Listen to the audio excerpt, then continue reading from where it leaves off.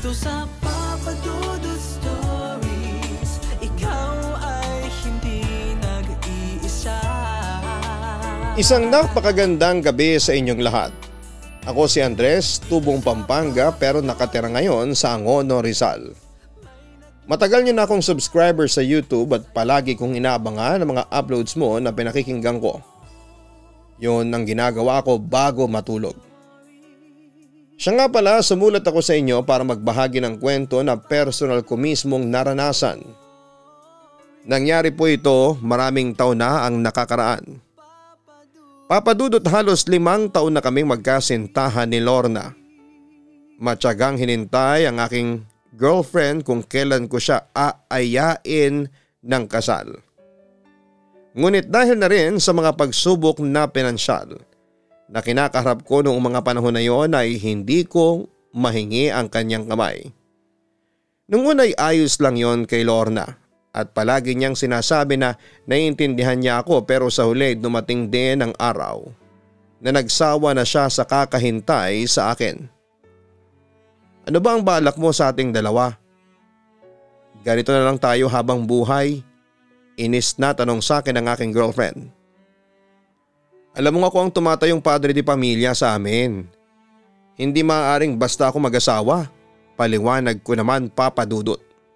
Mahirap noon ang sitwasyon ko dahil bukod sa nakakaranas ako ng financial struggle ay sa akin pa umaasa noon ang aking mga magulang at kapatid.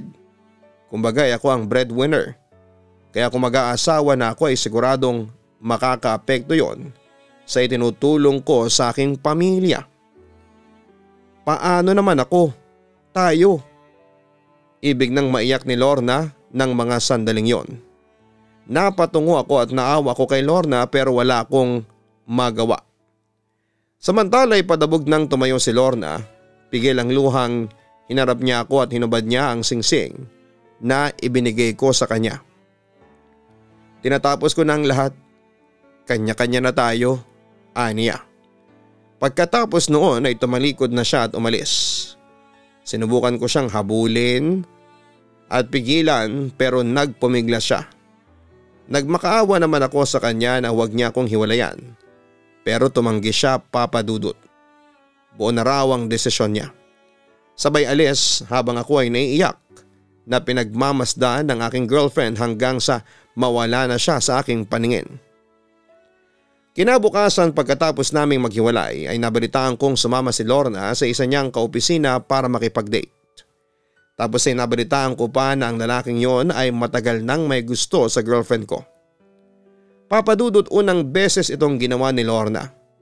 Natakot ako at nagselos ng sobra.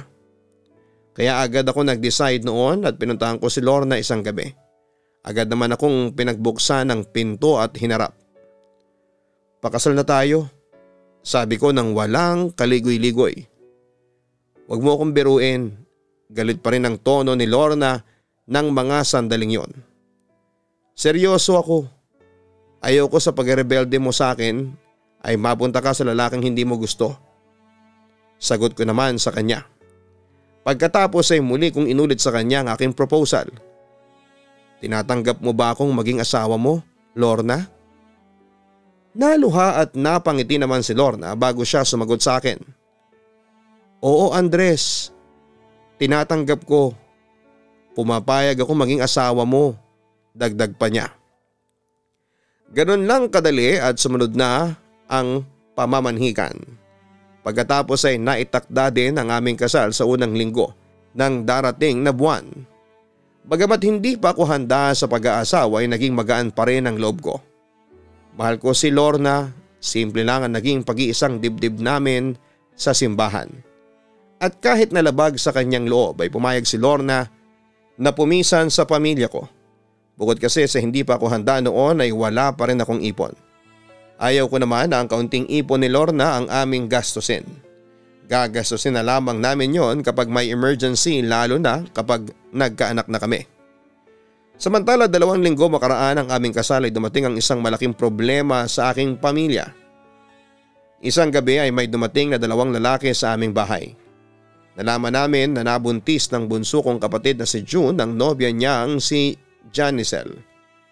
Ayaw pumayag ng mga magulang na babae na hindi makasal ang dalawa kaya pinapunta ang mga tiyo nito na kapwa miyembro ng militar. Gayon na lamang ang takot ng mga magulang ko. Baka raw kung ano ang gawin ng mga ito kay June.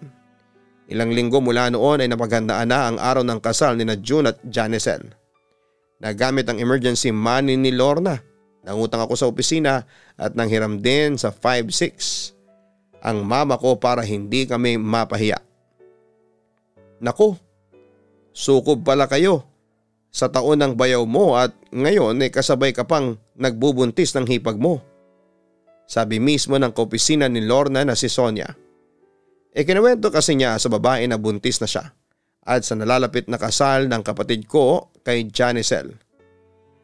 Dapat ay maging handa ka sa mga mangyayari. Hindi biro ang maging sukob sa atin ha. Takot na paalala pa ni Sonia sa aking asawa. Samantala ay dumating ang araw ng kasal ng aking kapatid. Papadudot hindi ko alam pero ng araw na yon ay nakaramdam na ako ng matinding kaba. Habang nasa simbahan kami ay hindi pa rin dumarating ang bride, ay may natanaw ako sa malayo na isang babaeng nakaitim at nakabelo. Hindi ko mawari kung matanda ba ito o kasing edad ko pero alam kong nakatingin siya sa akin. At lalong hindi namin siya bisita dahil ang motif ng kasal ay all white. Lahat kami ay nakasuot ng puti. Tinanong ko sa aking ina na katabi ko lang noon kung nakita ba niya yung babaeng nakaitim pero umiling siya. Pagbalik ko ng tingin sa babaeng nakaitim ay wala na ito. Mamayang kaunti pagdating ng bride na si Janicel ay biglang tumunog ang kampana. Hindi siya yung tunog na pangkasal o kahit man lang tunog ng selebrasyon. Ang tunog niya ay parang sa patay. Lahat kami na nasa loob ng simbahan ay natigilan. Agad namang pinapunta ng parish priest ang isa sa mga sakristan para i-check kung sino ang nasa kampanera. Pero pagbalik ng sakristan ay narinig kong sinabi niya na wala daw tao doon. Ibig sabihin ay walang nagpapatunog ng kampana. Nang magsisimula na ang kasal ay lumakad na ang bride papunta sa altar. Isang malakas na hangin ang pumasok sa loob. Sa lakas ay muntik nang ma-out of balance si Janicel. Buti na lamang at agad siyang tinulungan ng isa sa mga bridesmaid niya. Natuloy pa rin ang seremonya pagkatapos noon. Pero matapos mag-kiss ang bagong kasal at palakad na palabas ng simbahan ay napahinto ang lahat nang biglang bumagsak ang isa sa mga chandelier ng simbahan. Bumagsak pa ito sa gitna ng aisle kung saan ay dadaan ang bagong mag-asawa. Buti na lamang talaga at walang nasugatan pero lahat kami ay naging kabado. Lalo na ang mag-asawa. Para kasi nagpapahiwatig na ito ay may kamalasang darating. Kinagabihan ay isang matinding bangungot ang aking naranasan. Meron daw putol na mga kamay na tila galing sa isang halimaw ang lumalakad. Tila may isip daw ito at alam kung saan papunta. Tumigil ang mga kamay sa tapat ng kama namin ni Lorna. Umakyat. Nang tumapat sa tiyan ni Lorna ay tumigil ito. Pagkatapos ay dinaklot nito ang tiyan ng aking asawa. Ang matutulis na mga kuko ay bumaon sa tiyan hanggang sa maabot ang sanggol sa kanyang sinapupunan. Ang walang kalaban-labang sanggol ay tinusok ng matutulis na kuko hanggang sa mapiga at bumulwak ang dugong lumunod dito. Pagkatapos si Lorna naman ang binalingan. Tinusok ang leeg. Sumisigaw at napabalikwas ang sindak ng aking asawa habang hawak ng dalawang kamay ang kanyang tiyan. May kamay, may kamay! Sigaw ni Lorna na tila humihingi ng tulong. Gusto kong saklolohan noon ang aking asawa pero hindi ko magawa dahil parang nakakulong ako sa isang salamin. At nakikita ko lamang mula roon ang hirap at takot na nararanasan ng aking asawa. Hanggang sa nakita ko na lamang na sumabog na ang kanyang tiyan at umulan ng dugo sa loob ng kwarto habang ako ay nagsisisigaw sa sobrang takot. At yun nga, nagising na ako sa aking bangungot. Agad kong tsinek ang aking asawa na noon ay mahimbing na natutulog. Nakahinga ako ng maluwag nang mapansin kong okay lamang siya.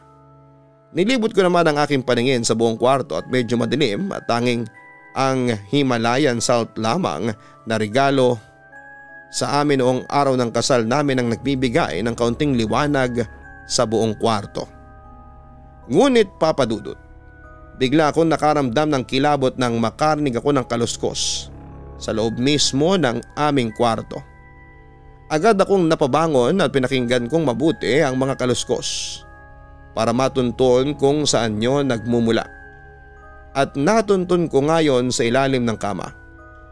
Sa pagkakalang baka daga lamang yon ay agad kong sinilip ang ilalim nito. Wala akong nakita nung una. Pero nagulat na lamang ako at napatras nang makita ko na may pares ng paa akong nakita sa kabilang side ng kama. Parang naaagnas na paa at binti ng isang babae. Napabalikwas ako at nang tingnan ko ang ibabaw ng kama ay wala akong nakitang iba maliban sa natutulog na si Lorna. Papa Dudut, alam kong hindi ako nananaginip noong mga sandaling yon. Nakita ko talaga yung pares ng paa na nakatayo paharap sa kama. Dahil doon ay binuksan ko na mismo ang ilaw sa buong kwarto at nagpahupa ng takot. Pagsapit ng umaga ay laking pagtataka ng aking asawa kung bakit ako balisa. At para hindi siya matakot ay sinabi ko na lamang na hindi maganda ang tulog ko dahil masama ang pakiramdam ko. Pero Papa Dudut, hindi ko talaga makalimutan yung panaginip at nakakatakot na experience ko ng gabing yon. Samantala dahil linggo noong araw na yon ay nagsimba kaming pareho ni Lorna. At pagkatapos ng misa ay nagsabi siya sa akin habang palabas kami ng simbahan. Andres, alam mo ba yung napanaginipan ko kagabi? Nasa kwarto daw ako mag-isa. Tapos may babaeng nakasuot ng itim na bestida at belo ang lumapit sa akin. Tapos nilabas niya yung naaagnas niyang mga kamay. At gamit ng matatalim niyang kuko ay hiniwan niya ang tiyan ko tapos ay kinuha niya ang sanggol sa loob. Nag-aalalang kwento ni Lorna sa akin. Nakaramdam ako ng panghihilakbot dahil halos pareho ang napanaginipan niya sa naging bangungot ko kagabi. Lorna, panaginip lang yun. Bihira lang kasi tayong magdasal tuwing gabi kaya siguro kung ano-ano ang napapanaginipan natin. Wika ko sa kanya. Umaasa na mawala ang pag-aalala niya. Samantala Papa Dudut ay lumipas sa mga buwan at taon. Hindi naging maganda ang takbo ng buhay namin ni Lorna. Hindi naman ako tamad at madiskarte naman ako. Pero palagi kaming nagigipit sa pera. Ganon din ang buhay ng bunsong kapatid kong si June kasamang asawa niyang si Janicel. Para bang binabagyo kami palagi ng kamalasan. Hindi lang sa pera pati na rin siguro sa aming kalusugan. Madalas pinapadoktor ko si Lorna dahil ayon sa mga tests at check-ups sa kanya ay very complicated daw ang kanyang pagbubuntis. At kung hindi man pregnancy related ay ibang sakit ang dumadapo sa kanya. May pagkakataon pang nagkaroon siya ng Bell's palsy kung saan ay ilang linggo siyang nangiwi at hindi makakain at makainom ng maayos. Bilang asawa niya ay ginawa ko naman ang lahat para alagaan si Lorna.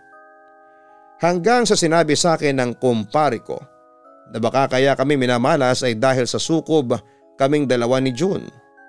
Nung una talaga Papa Dudut ay hindi ako naniniwala sa mga ganyang pamahiin. Pero sa sobrang hirap na mga nararanasan namin ni June at sa mga unexpected na mga pagsubok at kamalasang dumarating sa buhay namin, unti-unti kong napagtatanto na baka nga totoo ang sukob. Samantala 2 linggo bago manganak si Lorna ay nagkaroon kami ng kaunting tampuhan. At noong umagang yon ay umalis siya nang hindi nagpapaalam sa akin. Dahil doon ay sobra akong nag-alala para sa asawa ko kasi hindi ko alam kung saan siya nagpunta kaya hindi ko tuloy siya masundan. Sa kabilang banda ay ako lang ang mag-isa noon sa bahay. Wala si mama at isa kong kapatid na babae dahil namalengke sila noong sandaling yon. Kaya labis ako nagtaka at kinilabutan nang makarinig ako ng mga yabag mula sa aming kwarto sa itaas. Kinakabahan. Dahan-dahan akong umakyat para alamin kung ano ang mga nangyayari.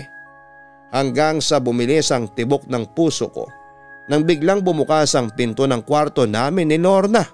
Dahan-dahan pa rin akong lumapit para silipin. Pero Papa Dudut, sobrang tindi ng kabang nararamdaman ko ng mga sandaling yon. hanggang sa marating ko ang pintuan at nagimbal ako sa aking nasaksihan. Malapit sa bintana ay nakatayo ang babaeng nakaitim na bestida at belo. Naagnas na ang mga kamay at paa nito. May matatalim din siyang mga kuko. Kahit nakabelo ay alam kong nakatingin siya sa akin. Pero mas nagimbal pa ako sa iba ko pang mga nakita. Hawak-hawak niya ang isang duguang sanggol na mukhang galing pa sa sinapupunan ng isang ina. Patay na ito at sa bandang paa niya ay nakahandusay ang isang babaeng duguan. Wakwak ang tiyan at dibdib. Agad kong namukaan ang babaeng yon. Si Lorna. Hindi ko alam, Papa Dudut, kung operasyon lamang ba yun o tunay. Pero gusto ko nang sumigaw noon sa sobrang takot. At halos maihina ako sa salwal nang masaksihan kong ginugutay-gutay pa ng babaeng nakabelo ang sanggol na hawak niya. Pagkatapos noon ay biglang nagdilim na ang aking paningin at nawalan ako ng malay. Nagising na lamang ako nang may marinig akong malakas na katok mula sa pinto sa ibaba. Nilibot ko ang aking paningin pero wala na roon ang babaeng nakabelo at si Lorna. Kaya dali-dali akong buwaba para pagbuksan ng pinto ang sinumang nasa labas. At doon ay tumambad sa akin sina mama at kapatid kong babae na si Adela. May masamang balita silang hatid sa akin. Naaksidente si Lorna kung saan ang sinasakyan niyang jeep ay bumangga sa isang truck na nagkakarga ng mga bakal. Dead on the spot daw ang asawa ko at ngayon ay nasa morgue na ito. Papa Dudut, dali-dali akong pumunta sa morgue kung nasaan ang bangkay ng aking asawa. At tumambad nga sa akin ang bangkay ni Lorna. Nangingitim ang mukha niya na parang may mga pasa. Halos hindi ko na nga mamukhaan. Wakwak din ang tiyan at dibdib nito dahil natuhog ng mga bakal nang bumangga ang jeep doon sa truck. Sabi pa sa akin ni Adela na ayon sa mga nakasaksi ay nakaupo daw si Lorna sa harap katabi ng driver nang bumangga ito sa likod ng truck. At tinuhog ng mga matutulis na bakal ang parehong driver at si Lorna. Dahil doon ay bumalik sa alaala ko ang operasyong nakita ko. Napaiyak ako at napahagulhol dahil nawala sa akin ang asawang pinakamamahal ko. Hindi ko ini-expect na maaga akong mabubyudo. Pero huli na ang lahat at wala na akong magagawa para maibalik pa ang buhay ng asawa ko. Kaya agad kong pinasikaso ang bangkay ng asawa ko at doon ay ibinurol namin siya sa aming bahay. Kaso Papa Dudut, habang binuburol namin si Lorna ay isang masamang balita ulit ang aming natanggap. Pinasok daw ng masasamang loob ang inuupahang bahay ni June at Janicel para pagnakawan. At dahil nasa trabaho ang kapatid ko ay si Janicel na nooy buntis din at malapit ng mga anak ay pinagsasaksak at ginahasa ng mga magnanakaw na pumasok sa loob ng bahay. Pero may mga sumaklolo raw na kapitbahay kaya agad na umiska po ang mga magnanakaw. Ngunit tumambad sa mga sumaklolo ang naghihingalong si Janicel kaya agad nila itong isinugod sa pinakamalapit na ospital. Kumusta na si Janicel? Sa lubong ni mama nang makita si June. Nasa labor room pa rin po siya. Nag-aalala ang anyo ng aking kapatid. Sinusubukan nilang isalba ang sanggol na nasa sinapupunan pa ni Janicel. Dagdag pa niya. Nakaramdam ako ng awa sa aking bunsong kapatid. Natatakot ako, Nay. Baka magaya siya kay Ate Lorna. Humahagulhol na wika pa ni June. Agad ko namang niyakap ang aking kapatid para pakalmahin. Bakit mo naman inisip yun? Iba ang kaso ni Lorna at iba ang kay Janicel. Ang sabi ko na lamang. Makakaligtas ang asawa mo, magtiwala lang tayo sa Panginoon. Dagdag ko pa sa kanya. Nay, puro kamalasan ang dumarating sa amin ni Janicel. Siguro'y dahil sa sukob kami ni Kuya Andres. Pagpapatuloy pa ni June. Natinginan naman si mama habang ako kumbinsido na kaya kami minamalas ay dahil nga sa sukob. Samantala ay maghapon at magdamag ang paghihirap sa pagle-labor ni Janicel. Dahil nga sa natamong saksak ng aking hipag ay nawala na ito ng lakas para umiri. Kaya ginawang cesarean na lamang ang panganganak nito. Pero Papa Dudut, kahit na anong dasal namin ng mga oras na yon ay hindi na nailigtas pa si Janicel at ang bata. Parehong namatay ang mag-ina na siyang ikinabagsak ng kalooban ni June. At yun nga Papa Dudut, naging dalawa na ang pinaglalamayan pagkatapos noon. Sina Lorna at Janicel. Kasama nila sa kanilang ataol ang mga sanggol na hindi na nasilayan pa ang liwanag. Hindi lang kami ni June ang labis na nagdadalamhati kundi ang buo naming angkan. Sabay ding nilibing sina Lorna at Janicel makalipas ang 3 araw na burol. Papadudot, sa totoo lang ay hindi namin kinaya ni June ang nangyari sa aming mga asawa. Yung kapatid kong bunso halos ay mabaliw dahil sa mga nangyari. May pagkakataong dinala na namin siya noon sa mental hospital para maipagamot. Habang ako naman ay na-depress din at sinisisi ko ang sukob na nangyari sa aming pamilya. 7 taon na ang lumipas at heto kami ni June ngayon. Masakit pa rin sa amin ang mga nangyari pero sinisikap naming maging normal ang aming buhay. Ako ay isa ngayong assistant manager ng isang warehouse dito sa Taytay at volunteer worker ng simbahan tuwing Sabado at Linggo. Habang si June naman ay sa Parañaque nakatira at concentrated siya ngayon sa kanyang trabaho bilang pit supervisor ng isang casino doon. Papadudot, hindi ko alam kung maniniwala kayo sa sukob. Pero ako, alam kong totoo kasi naranasan ko. Maaring sabihin ng iba na baka nagkataon lang. Pero nang maputol ang sukob ay tuloy-tuloy na ang swerteng dumating sa buhay namin. Sana lang talaga ay wag na naming ma-experience pa yon kaya heto kami. Hindi nawawala ng pananampalataya sa Diyos dahil alam naming eto lang ang sandata namin laban sa kamalasan o anumang gawa ng mga kampo ng kadiliman. Papadudot, hanggang dito na lamang po ang aking kwento. Sana mabasa po nyo ito at mapiling itampok sa inyong channel. Muli ay maraming salamat. Lubos na gumagalang, Andres. Ang buhay ay mahiwaga, laging may lungkot at saya. Sa Papa Dudut Stories, laging may karamay ka.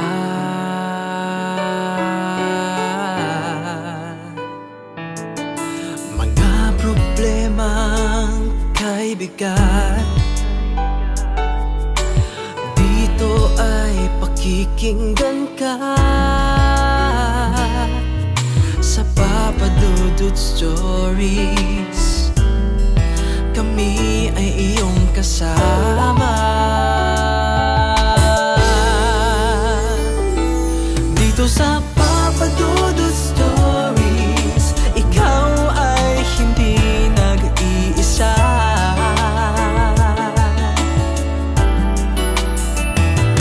Dito sa Papa Dudut Stories, may nagmamahal sa'yo. Papa Dudut Stories, Papa Dudut